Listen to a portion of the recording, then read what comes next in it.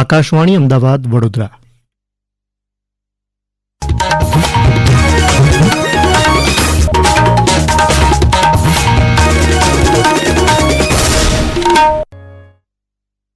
પ્રાદેશિક સમાચાર પ્રવેશ અડિયેચા વાંચે છે.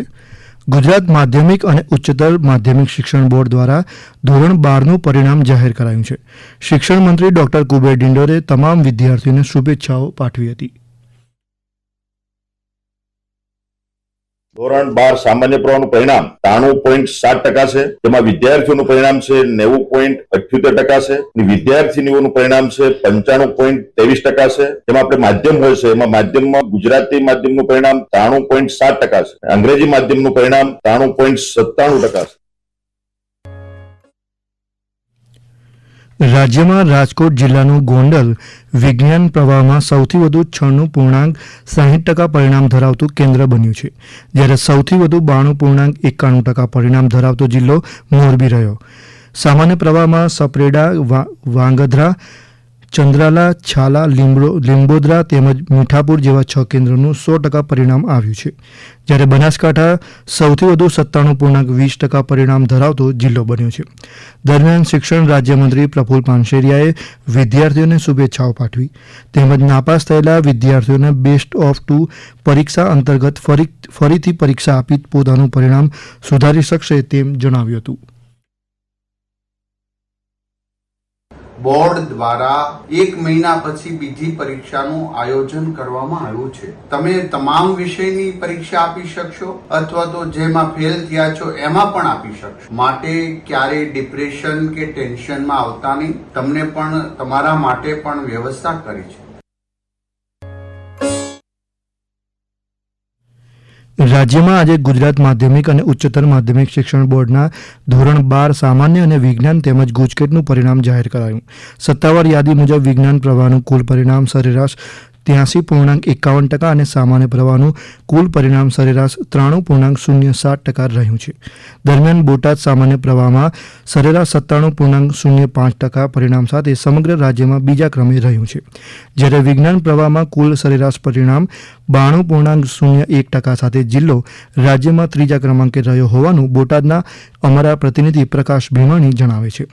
ભરૂચના અમારા પ્રતિનિધિ વાહિદ મશહદી જણાવે છે કે ધોરણ 12 વિજ્ઞાન પ્રવાહમાં 84.44% પરિણામ સાથે જાડેશ્વર કેન્દ્ર સૌથી અગ્રેસર રહ્યું છે, જ્યારે સામાન્ય પ્રવાહમાં સૌથી વધુ પરિણામ 94.85% અંકલેશ્વર કેન્દ્રનું રહ્યું છે.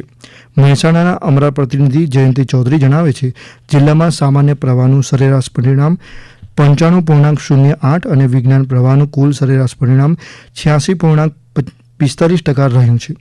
મુખ્યમંત્રી ભૂપેન્દ્ર પટેલે સોશિયલ મીડિયા સંદેશમાં વિદ્યાર્થીઓને ઉજ્જવળ કારકિર્દી બદલ શુભેચ્છાઓ પાઠવી હતી. મુખ્યમંત્રી ભૂપેન્દ્ર પટેલે જણાવ્યું, ભારતીય સંસ્કૃતિ હજારો વર્ષોથી લોકોને ધર્મ, કરુણા અને શાંતિના માર્ગે દોરી રહી છે.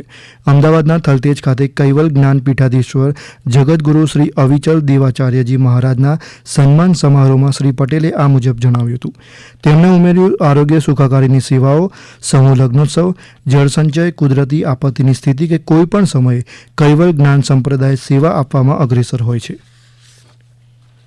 યાત્રાધામ અંબાજીની સરહદમાં રાજસ્થાન તરફથી આવતા તમામ વાહનોની પોલીસ દ્વારા ચકાસણી કરવામાં આવી રહી છે. દરમિયાન સરહદ પર પોલીસ અને ગૃહરક્ષક દળના જવાનોનો કાફલો તૈનાત કરાયો છે. સરહદ પર છાપરી પોલીસ ચેકપોસ્ટની સમયાંતરે મુલાકાત લેતા અંબાજી પોલીસ મથકના પોલીસ ઇન્સ્પેક્ટર આરબી ગોહિલે આ અંગે માહિતી આપી.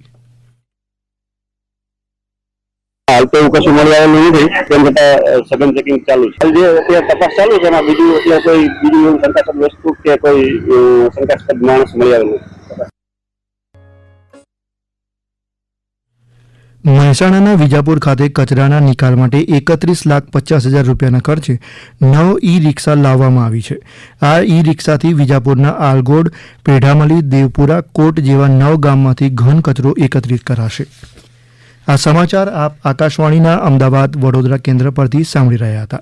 આ સમાચાર આપ અમારી YouTube channel AIR news Gujarat પર પણ સાંભળી શકશો.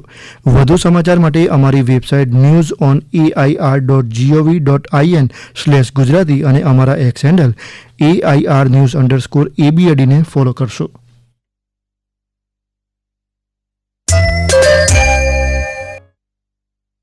આ સાથે જ આકાશવાણીના અમદાવાદ વડોદરા કેન્દ્ર પરથી પ્રાદેશિક સમાચાર પૂરા થયા. હવે પછી આપ સાંજે 7:10 પ્રાદેશિક સમાચાર સાંભળી શકશો.